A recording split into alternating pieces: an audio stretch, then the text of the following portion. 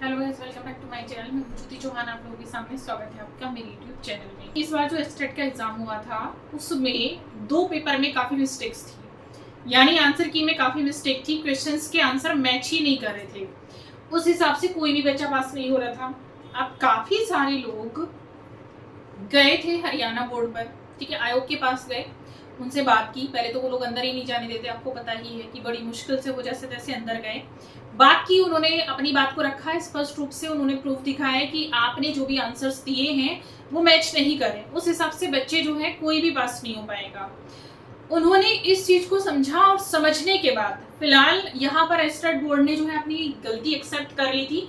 ये मैंने आपको बताया भी था और आंसर की जो है तभी रिलीज कर दी गई थी।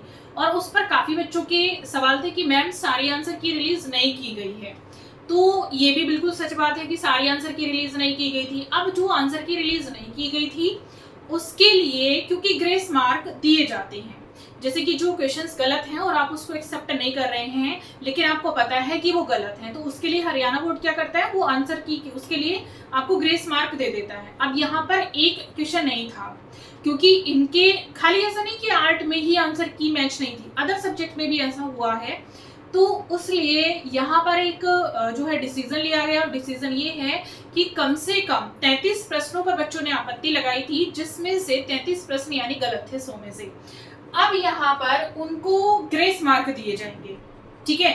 हालांकि पहले ये कहा जा रहा था बच्चों के थ्रू कि इतने ग्रेस मार्क ही कैसे दे सकते हैं, बट गलती इनकी है तो इनको देना पड़ेगा, ठीक है। अब देखिएगा, इन्होंने क्योंकि जो जुलाई का अभी लास्ट ही आप लोगों का सप्ताह चल रहा है, इन्होंने अनाउंस किया है कि जुलाई के लास्ट सप्ताह में ही हम लोग रिजल्ट देंगे। तो यहाँ से आप देख सकते हैं हरियाणा पात्रता परीक्षा एस्टेट का परिणाम तैयार है, जिसमें गलत प्रश्नों के लिए, गलत विकल्पों के लिए अभ्यर्थियों को ग्रेस अंक दिए जाएंगे, ठीक है। तो ऐसा इस बार भी होगा कि गलत प्रश्नों और गलत विकल्पों के लिए ग्रेस मार्क यहाँ पर दिए जाएंगे, ठीक है।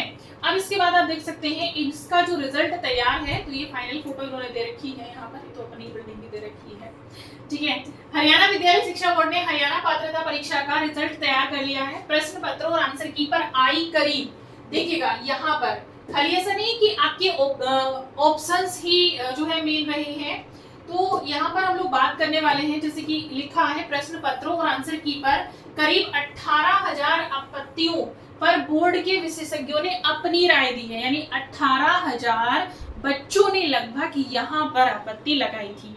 ये होता है यूनिटी का बेनिफिट, जितने ज्यादा लोग जाएंगे आपत्ति डालेंगे विद प्रूफ, वो आपका जो है निकल कर आएगा, जिसके अनुसार सभी लेवल के प्रश्न पत्रों में कुछ ना कुछ प्रश्नों के विकल्प में खामियां इनको मिली थी। भाई गलती की है, ठीक है, बिना सोचे समझे कुछ भी कर देते हैं।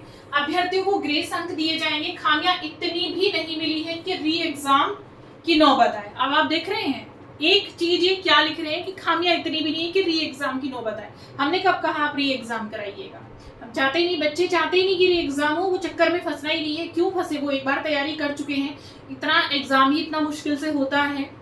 आपकी जो मिस्टेक है उसको आप सुधारिएगा मार्क्स देकर, सबसे अच्छा तरीका यही है।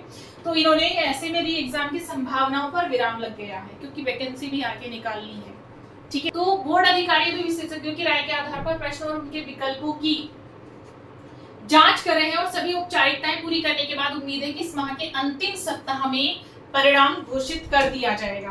तो इन्होंने कहा है कि ये जो है इस सप्ताह में जो है लास्ट में परिणाम घोषित कर देंगे, तो उम्मीद करते हैं इस सप्ताह नहीं तो अगस्त के स्टार्टिंग में ही ये लोग परिणाम घोषित कर देंगे। और अब वैकेंसी की बात करते हैं कि वैकेंसी कब तक आएंगी, तो देखिएगा वैकेंसी उम्मीद है कि 2026 में एंड तक आ जाए, अदरवाइज 2027 में आने के ज्यादा चांसेस मुझे लग रहे हैं, ठीक है। तो जो भी होगा आप लोगों के साथ में यहाँ पर शेयर करूंगी अपनी वीडियो के माध्यम से।